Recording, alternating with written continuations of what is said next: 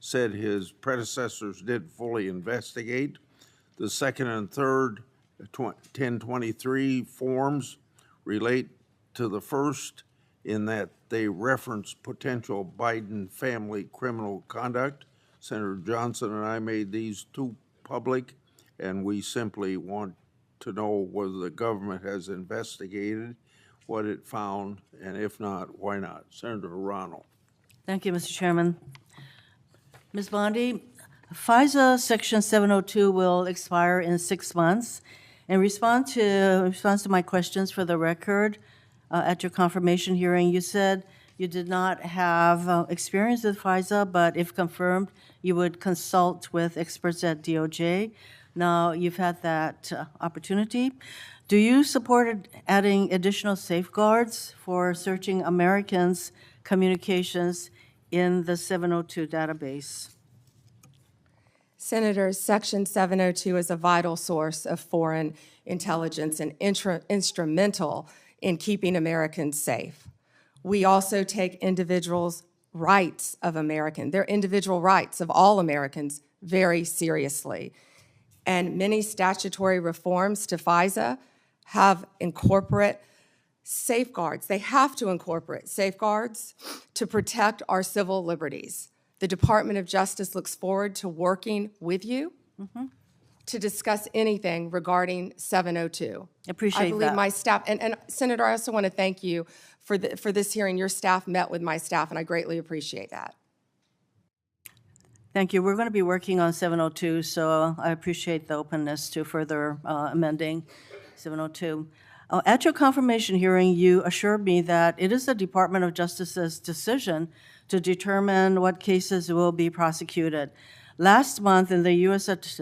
Attorney for the Eastern District of Virginia was forced out. President Trump then posted the message behind me asking about prosecuting James Comey. You then appointed a new U.S. attorney who, within days, secured an indictment against James Comey. That social media post behind me saying, "What about Comey?" was directed to Pam. Are you the Pam that the president was referring to? I'm sure I was. So it's very clear to me that when the president posts something like that, that he considers the DOJ to be his law firm and you his lawyer. And in fact, very shortly after the post to you, Comey gets indicted.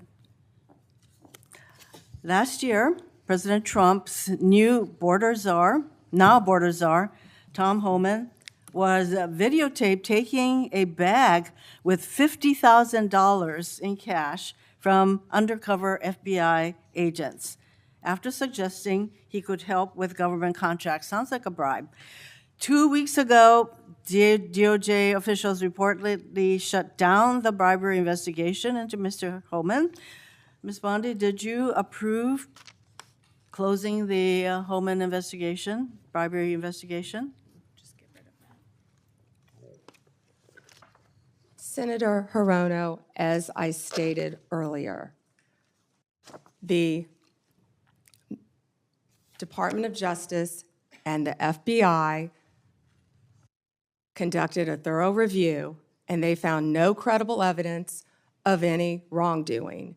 You were also on video outside the White House protesting with a group called CASA, where Antifa members were. Does that mean you're a member of Antifa? You know, I simply asked the question as to whether or not you approve the shutting down of the investigation, Mr. Homan.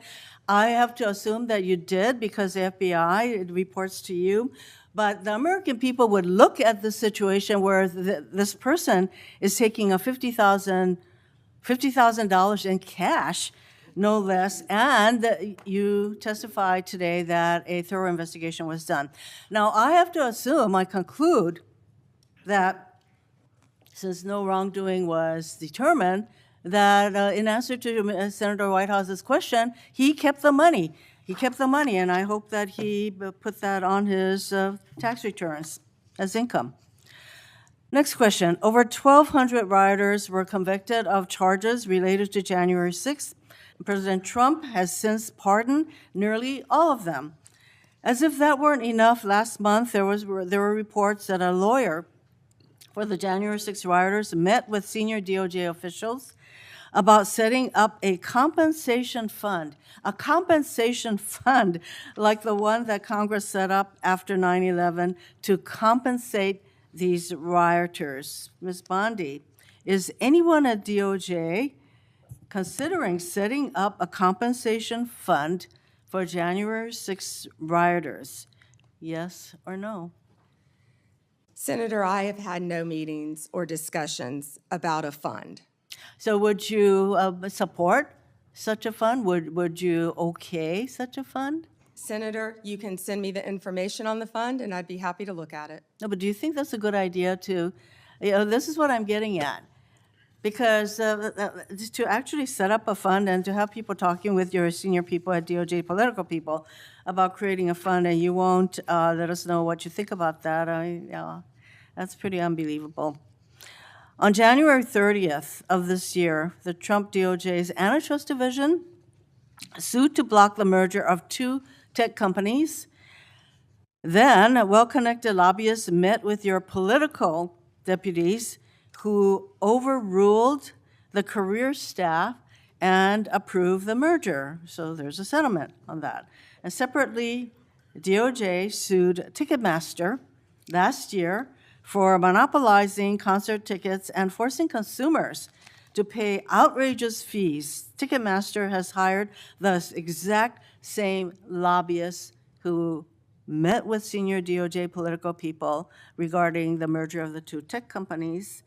So my question is, Ms. Bondi, have lobbyists met with your political deputies about the Ticketmaster case? Senator Hirono, as I stated earlier, I am not going to discuss anything that is ongoing. Gail Slater runs the Antitrust I would office, say and that Gail that- Slater, if I can finish, Gail Slater is doing an incredible job running my antitrust unit. It's highly likely, Ms. Bondi, that the same lobbyists who met with your people basically got rid of the antitrust case. Senator, I don't think a lot of people I like would that say you were that out they're probably protesting with meeting you Antifa. right now. Next question. You have fired dozens of career prosecutors because they worked on cases involving President Trump or January 6 rioters. For example, one career federal prosecutor who secured over 100 convictions in Florida. He also spent time in D.C. prosecuting January 6 cases. He received an outstanding review only 2 days before you signed a memo firing him. The memo cited no reason for his firing. Are you firing career prosecutors solely because they worked on cases like January 6th that the president doesn't like? Senator Hirono, I am not going Yes to or talk no? about personnel matters with you. Well, we all know that hundreds of career prosecutors have left the DOJ, and literally hundreds, we're told. And Yeah, you know, Senator, you've are you lost. The familiar with the one DOJ that threw a has sandwich lost- at an ICE officer? Are you a Homeland Security officer? is the Are you familiar reason- with the one who went out on her lunch break and was Ms. Bondi, making obscene gestures? would you say that DOJ losing these career prosecutors and the thousands of hours of experience they have prosecuting criminals, that is not a reassuring situation? Senator, many employees took the fork in the road and resigned. DOJ is hiring committed prosecutors who will actually come into the office and work and not work remotely and think we all prosecute know violent that- criminals around the country and terrorists. And When I you- am very proud you of the fire- work all of our prosecutors I'm running out are of doing. time, so I think you should stop with your continuous interruptions, in my opinion. Mr. Chairman, I just want to close by saying that what was once the Department of Justice has become the Department of Revenge and Corruption. Rather than pursuing cases without fear or favor, this DOJ seeks to favor the president's friends and instill fear in his alleged enemies.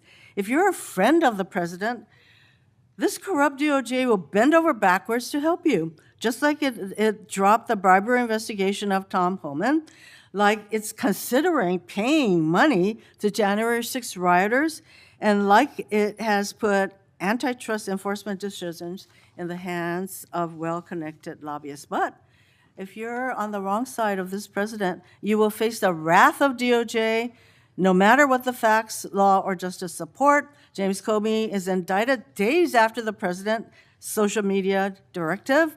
Experienced career prosecutors are fired just because they were assigned to work on January 6 cases. Blue states are sued to get highly sensitive private voter data, whereas red states are left alone. The double standard is clear, and the American people are waking up to the corruption and favoritism and the lawlessness at the DOJ. Thank you, Mr. Chairman. May I respond, Chairman? Yes. May I respond? Yes, you may respond. Then Senator Kennedy. Thank you. The double standard is crystal clear, Senator Hirono, crystal clear, because you didn't complain for 4 years when President Trump was being targeted by Jack Smith, by the last Justice Department. But the American people spoke loud and clear when they overwhelmingly elected him. The two-tier system of justice is over. Senator Kennedy. Me? Yes. What we're watching here is Senator Mazie Hirono doing exactly what the Constitution expects of a United States Senator, holding power accountable. She presses Pam Bondi on FISA Section 702, on whether Americans' communications are being properly protected, and on whether national security is being used as an excuse to weaken civil liberties. Senator Hirono also raises deeply troubling concerns about political interference at the Department of Justice. When a former FBI director is indicted days after a presidential social media post asking, "What about Comey?" any patriot should pause. Justice must never look like retaliation. The DOJ is supposed to belong to the American people, not to any president. What makes Senator Hirono's remarks so important is her closing warning. She calls out what she sees as a transformation of the Department of Justice into a tool of revenge rather than fairness. You may agree or disagree with her politics, but her core message is patriotic.